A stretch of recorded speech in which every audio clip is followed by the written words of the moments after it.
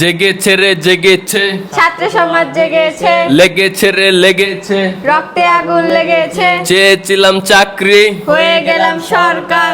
আলহামদুলিল্লাহ আমাদের দেশটা এখন পরিপূর্ণ হতে যাচ্ছে স্বাধীনতার, যে একটা পরিপূর্ণ স্বাধীনতা।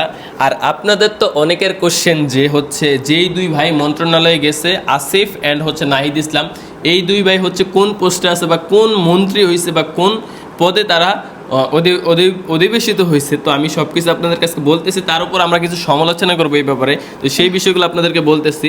যেমন এই যে স্ক্রিনে যে ছবিটি দেওয়া আছে, একটা ছেলে লেগুনা মানে 6 মাস আগে যেই ছেলেরা চাকরি চাইছে, কি চাকরি? সরকারি চাকরি। যে একটা সরকারি চাকরির লেগে যেই ছেলেরা 6 মাস আগে ঘুরছে, সেই ছেলেরা আজকে হচ্ছে দেশের মন্ত্রী, দেশের এমপি, দেশের সরকার। কীভাবে হয়েছে, কীভাবে সম্ভব?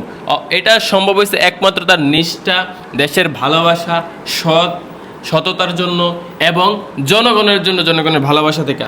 তো এই যে আমি একটা ছবি দিয়ে রাখছি, আপনারা দেখতে পাচ্ছেন যে স্ক্রিনে একটা ছেলে লেগুনা চালাইতেছে, সে আজকে কিন্তু এমপি। দেন হচ্ছে আর একটা ছবি আছে, দুইজন দাঁড়িয়ে দাঁড়িয়ে শপথ বাক্য পাঠ করতেছে। এই জিনিসটা আসলে দেখার মধ্যে যে কী পরিমাণ আনন্দ, কী পরিমাণ ভালো লাগে কাজ করতেছে, যেটা আমি বলে প্রকাশ করতে পারবো না। কারণ বাংলাদেশের ইতিহাসে এরকম কোনো কিছু হয় নাই। হয়েছে দেখছো, ছোটো থেকে বড় হয়েছে কোনো কিছু দেখছো? তুই দেখছোস? আমিও দেখি নাই।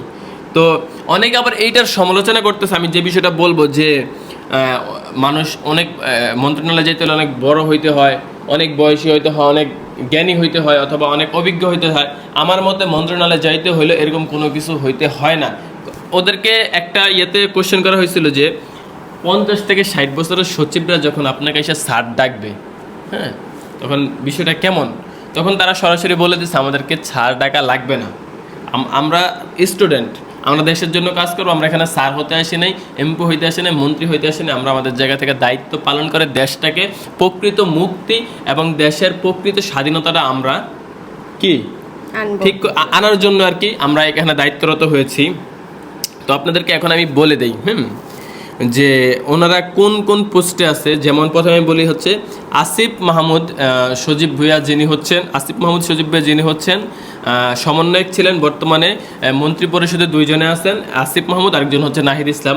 তো আসিফ মাহমুদ হচ্ছে যুব ক্রীড়া মন্ত্রণালয়ের দায়িত্ব পেয়েছেন, এবং মোহাম্মদ নাহিদ ইসলাম তিনি হচ্ছে ডাক টেলিযোগাযোগ ও তথ্য প্রযুক্তি মন্ত্রণালয়ের দায়িত্ব পেয়েছেন। আমরা আশা করব তারা তাদের দায়িত্ব সঠিকভাবে পালন করবে এবং পুরা বাংলাদেশকে দেখিয়ে দিবে যে ছাত্র সমাজ চাইলে কি না পারে। ছাত্র সমাজ চাইলে একটা জাতি, একটা দেশকে সেকেন্ডের মধ্যে পাল্টে দিতে পারে। আমরা আশা করব যে এই জিনিসটা তারা দেখিয়ে দিবে। অ্যান্ড হচ্ছে আরেকটা বিষয় বলতে চাই, এই দুজনের কম বয়সের কারণে অনেক কথা বলছেন, শোনেন, তারা সাহসী, পরিশ্রমী এবং ট্যালেন্টেড। এই কারণে হচ্ছে তাদের দুইজনকে, যেহেতু তারা দুজন সিনিয়র ছিলেন, যার জন্য হচ্ছে তাদের দুজনকে দায়িত্ব দেওয়া হয়েছে। আর অনেকে সমালোচনা করতেছেন সার্জিস ভাইকে কেন দেখা গেল না, সার্জিস ভাই নাই কেন, সার্জিস ভাই কি হয়েছে, কেন ভাই? দেখেন, একটা এখন যেই পরিমাণ সমন্বয়ক আছে 17-18 জন পুরা বাংলাদেশের মিলে, যদি আমরা মনে করি যে এই সমন্বয়ককে দেওয়া উচিত ছিল, ওই সমন্বয়ককে কেন দেয় না হয়, এরকম চিন্তা ভাবনা করতে গেলে সব সমন্বয়করা দিতে হবে। আর সব সমন্বয়করা দিতে গেলে জায়গা থাকবে না। এখানে অনেক কিছু বোঝার আছে, চিন্তার আছে। সো আবেগ দিয়ে ভাবলে হবে না, বিবেক দিয়ে ভাবতে হবে। আর সার্জিস ভাই কিন্তু নিজে কখনো বলে নাই যে আমারে কেন দিল না। তারা হচ্ছে যেহেতু সিনিয়র দুইজন আছে উপদেষ্টা পদে, দেন হচ্ছে তারা হচ্ছে হয়তো রাজপথে থাকবে, অন্যান্য দায়িত্বগুলো পালন করবে। সবাই তো আর মন্ত্রণালয়ে গেলে হবে না, বাইরেও থেকে কিছু জিনিস হ্যান্ডেল করতে হবে। আর সেই কাজগুলো করে থাকবেন সার্জিস ভাই, রাফি ভাই এবং অন্যান্য যারা আছেন, এবং বাংলাদেশের স্টুডেন্টরা। তো যাই হোক, আমরা আমাদের একটা কথা, ছাত্র সমাজের পক্ষ থেকে আমরা একটা কথাই দাবি, একটা জিনিস, আমরা নতুন বাংলাদেশ চাই, দুর্নীতিমুক্ত বাংলাদেশ চাই। এই যে চাকরিতে যায় ঘুষ দেওয়া লাগে, এরকম বাংলাদেশ চাই না। আমরা চাই নতুন একটা বাংলাদেশ, যেখানে হচ্ছে কোনো প্রকার ঘুষ দিতে হবে না, কোনো প্রকারের ঝামেলা থাকবে না, একদম নিট অ্যান্ড ক্লিন। আর আশা করি এই জিনিসটা আমরা খুব তাড়াতাড়ি ফ্রি পাবো। সবাই ভালো থাকবেন, সুস্থ থাকবেন। আর ছাত্ররা যেভাবে দেশের জন্য কাজ করতেছে, সবাই ছাত্রদের পাশে থাকবেন, ছাত্র ছাত্রী সবার পাশে থাকবেন। আল্লাহ হাফেজ, টাটা অ্যান্ড টেক কেয়ার।